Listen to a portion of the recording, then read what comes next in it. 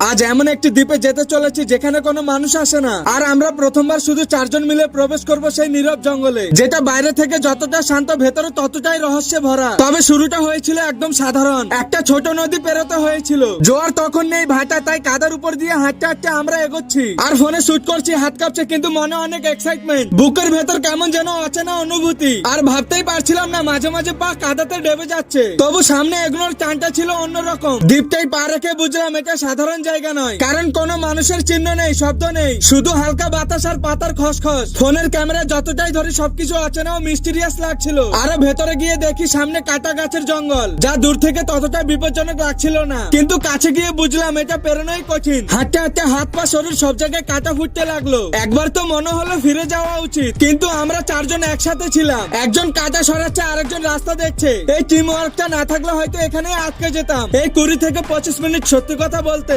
এটাই ছিল পুরো যাত্রার সবচেয়ে কঠিন আর ভয়ঙ্কর অংশ। কাটার সেই জঙ্গল পেরোতেই হঠাৎ সামনে খুলে গেল বিশাল বড় নদী। জোয়ার উঠছে, জলের আওয়াজ আস্তে আস্তে বাড়ছে, আর সেখানে 3টে নৌকো, দুটো জলে ভাসছে আর একটা 2 নৌকার উপর রাখা। দৃশ্যটা সহজ হলেও সত্যি বলতে তখন খুবই অদ্ভুত লাগছিল। এত নীরব জঙ্গল থেকে বেরিয়ে হঠাৎ 3টে নৌকা, এ যেন একটা রহস্য ও কৌতূহল ভরা প্রশ্ন মনে। তারপর আমরা আবার হাঁটা শুরু করলাম নদীর ধারে ধারে। এখন জঙ্গলটা সুন্দর লাগতে শুরু করেছে, বিশেষ করে যেখানে দ্বীপের পার ভেঙে গেছে, সেখানে গাছের শিকড় গুলো যেন অর্ধেক মাটির বাইরে ঝুলে আছে। এমন দৃশ্য আমি জীবনে দেখিনি। মোবাইলে শুট করতে করতে ভাবছিলাম ক্যামেরা হয়তো পুরোটা ধরতে পারবে না, কারণ এটা চোখে দেখা সত্যি অসাধারণ ছিল। হাঁটতে হাঁটতে আমরা আবার ঢুকে পড়লাম জঙ্গলের ভেতর। যত ভেতরে যাই জঙ্গল ততই ঘন, বাতাস ভারী, আলো কম, আর সেই নীরবতা এমন ছিল যেন জঙ্গলটা আমাদের প্রতিটা পদক্ষেপ শুনছে। ভয় লাগছিল, আবার কৌতূহলও বাড়ছিল। প্রথমবার এরকম কোন অ্যাডভেঞ্চার করলাম ফোনের ক্যামেরা দিয়ে, কিন্তু অভিজ্ঞতাটা একেবারে জীবনভর মনে থাকবে। এই দ্বীপটা সাধারণ নয়, এখানে অদ্ভুত নীরবতা আছে,